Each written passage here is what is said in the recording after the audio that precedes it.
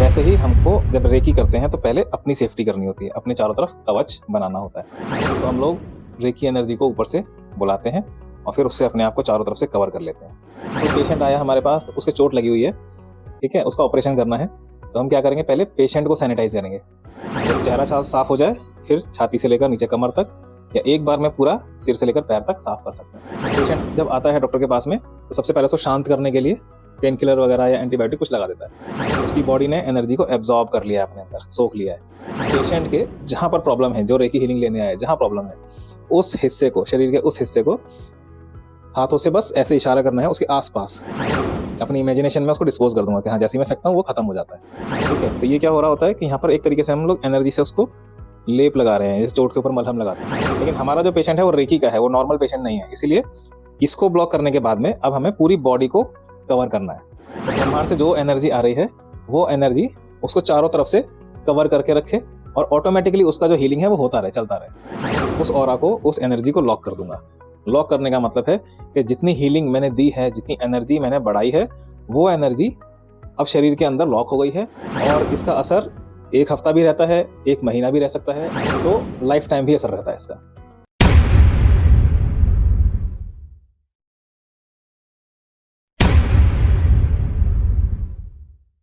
जैसे एक डॉक्टर होता है, मरीज का जब इलाज करता है तो इलाज करने से पहले वो अपने हाथ धोता है। ऑपरेशन करने जाते हैं ना, पहले हाथ धोता है। तो वैसे ही हमको जब रेकी करते हैं तो पहले अपनी सेफ्टी करनी होती है, अपने चारों तरफ कवच बनाना होता है। तो हम क्या करते हैं, डॉक्टर क्या करता है कि वो तो जो सैनिटाइजर है उससे हाथ धो लेगा, ठीक है, या साबुन है उससे हैंड वॉश करता है।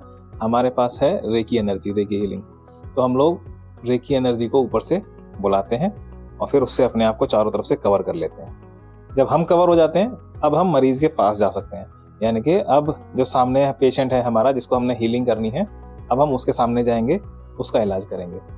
तो जब ये मैं बता रहा हूँ उसके लिए जब आमने सामने पेशेंट होता है कोई, हमने अपने आप को कवर कर लिया है सारा, अब हम सुरक्षित हैं, हमें कोई प्रॉब्लम नहीं हो सकती। अब सामने वाले का क्या करेंगे, तो जैसे कोई पेशेंट आया हमारे पास तो उसके चोट लगी हुई है, ठीक है, उसका ऑपरेशन करना है, तो हम क्या करेंगे, पहले पेशेंट को सैनिटाइज करेंगे ताकि कोई बैक्टीरिया वगैरह उसके ऊपर ना लगे।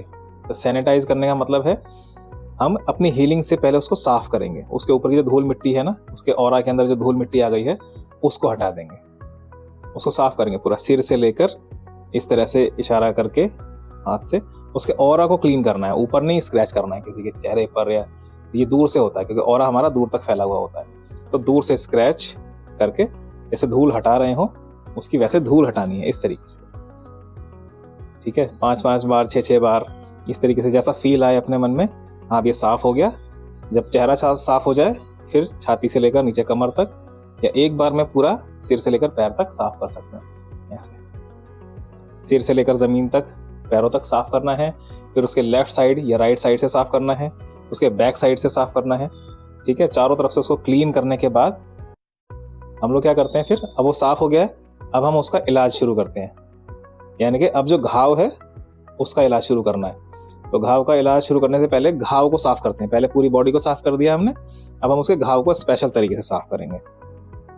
तो एक बार हमने उसकी जैसे हीलिंग की है, तो हीलिंग से हमने उसका ऑरा क्लियर करा है, साफ करा है।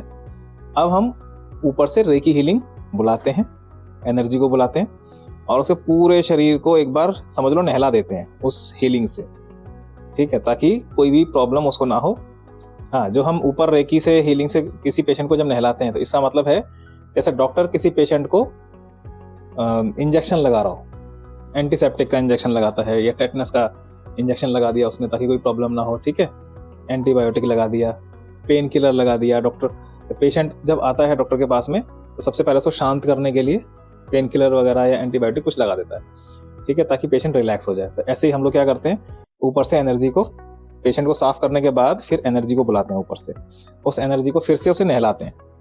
यानी एक तरीके से हम लेप कर रहे हैं उसके ऊपर, पूरा बॉडी के ऊपर, पूरी बॉडी, चेहरा, छाती, पीठ, ठीक है, कमर से लेकर पैरों तक वो लेप करेंगे। एनर्जी पूरा का पूरा उसके अंदर, अंदर से लेकर बाहर तक हम इमेजिन करेंगे, अंदर से लेकर बाहर तक उसके शरीर के अंदर वो एनर्जी बस गई है, घुस गई है।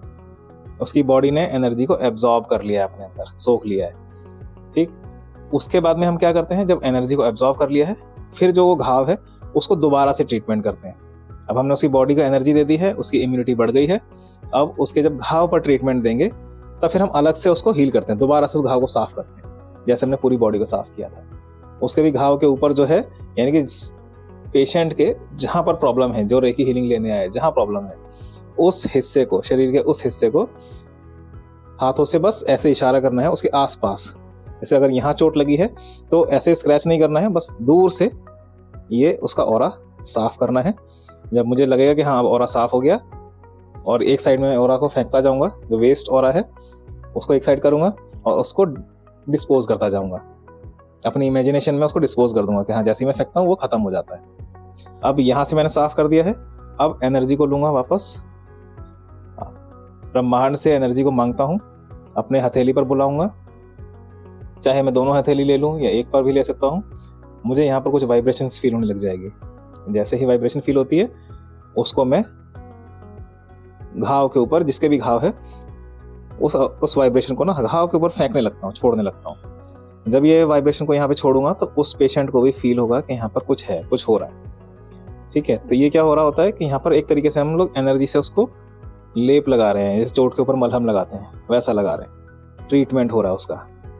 ठीक, जब अच्छे से लेप लग गया, हमें तसल्ली आ गई कि हाँ हमने लेप लगा दिया है ठीक से। जब अच्छे से लेप लग गया है तब हम क्या करेंगे, अब उसकी बैंडेड करते हैं, है ना, पेशेंट की बैंडेड करते हैं। तो ठीक वैसे ही हम लोग क्या करते हैं, जो हमारा पेशेंट है, जो रेकी हीलिंग लेने आया है, उसको हम पूरा कवर कर देते हैं। पहले हमने उसको साफ किया, ठीक है, सबसे पहले हमने उसकी धूल मिट्टी साफ की, उसके ऑरा की, फिर हमने उसको रेकी हीलिंग से एनर्जी से नहला दिया, पूरा का पूरा सैनिटाइज कर दिया। उसके बाद में हम लोग उसका जो घाव है उसके ऊपर दोबारा से उसको साफ करते हैं, उसको सैनिटाइज करते हैं। ठीक, उसको सैनिटाइज करने के बाद में अब हम उसके उस घाव को और उसकी पूरी बॉडी को कवर करते हैं। यानी कि पहले हम घाव को कोई भी रेकी सिंबल बना के, जैसे शक्ति रेकी सिंबल है, चौकुरे बोलते हैं, तो चौकुरे को 3 बार बोलना है, चौकुरे चौकुरे चौकुरे, ऐसा 3 बार बोल के हील कर दिया और वो लॉक हो जाएगा। यानी कि हमने हाथ में बैंडेड बांध दी। लेकिन हमारा जो पेशेंट है वो रेकी का है, वो नॉर्मल पेशेंट नहीं है, इसीलिए इसको ब्लॉक करने के बाद में अब हमें पूरी बॉडी को कवर करना है। पूरी बॉडी को हम लोग कवर कर देंगे, क्योंकि असली पेशेंट को पूरी बॉडी पे कवर करेंगे तो वो तो मम्मी जैसा लगेगा दिखने में, और उसको ज़रूरत भी नहीं है। ठीक है, हमारे में क्या है कि हम लोग पहले इस चोट को सेव करते हैं जहाँ पे प्रॉब्लम है, फिर पूरी बॉडी को कवर कर देते हैं, ताकि जो हम किसी की हीलिंग कर रहे हैं तो हमसे वो डिस्कनेक्ट होने के बाद डायरेक्ट तो ब्रह्मांड से जो एनर्जी आ रही है वो एनर्जी उसको चारों तरफ से कवर करके रखे, और ऑटोमेटिकली उसका जो हीलिंग है वो होता रहे, चलता रहे। इसलिए हम अपने आप को डिस्कनेक्ट करते हैं, और डिस्कनेक्ट करने से पहले हम उसको हील कर देते हैं कि मैं आपको अगर हील कर रहा हूँ तो आपकी जैसे चोट मैंने हील कर दी, तो पहले मैं चोट को कवर कर दूंगा अपने रेकी हीलिंग से, कोई रेकी सिंबल बनाऊंगा, और उसके बाद फिर पूरे शरीर के चारों ओर आपके ऑरा को कवर कर दूंगा, और एक रेकी सिंबल बनाकर अपने मन में या मुंह से बोलकर, अगर मैं चौकुरे बोल रहा हूँ तो चौकुरे चौकुरे चौकुरे, या जो भी रेकी सिंबल मैं यूज़ कर रहा हूँ उसको यूज़ करके उस ऑरा को, उस एनर्जी को लॉक कर दूंगा। लॉक करने का मतलब है कि जितनी हीलिंग मैंने दी है, जितनी एनर्जी मैंने बढ़ाई है, वो एनर्जी अब शरीर के अंदर लॉक हो गई है। कम से कम उतनी एनर्जी तो उस पेशेंट का ध्यान रखेगी, उसको हील करती रहेगी। और ये एनर्जी जब हम डिस्कनेक्ट करते हैं अपने आप से, तो पेशेंट के पास डायरेक्ट ऊपर से जाती रहती है, तो अब हमारा उससे कोई लेना देना नहीं होता है। जब हमने अपने आप को 3 बार डिस्कनेक्ट कर दिया, अब पेशेंट के पास या जो रेकी हीलिंग ले रहा है उस पर्सन के पास में वो रेकी हीलिंग आसमान से सीधे उसके पास पहुंचती है। ठीक, और इसका असर 1 हफ्ता भी रहता है, 1 महीना भी रह सकता है, अगर वो पेशेंट ठीक से अपनी डाइट फॉलो कर रहा है, ठीक से लाइफस्टाइल उसका चल रहा है, जो उसको सजेशन दिया गया है वो मान रहा है।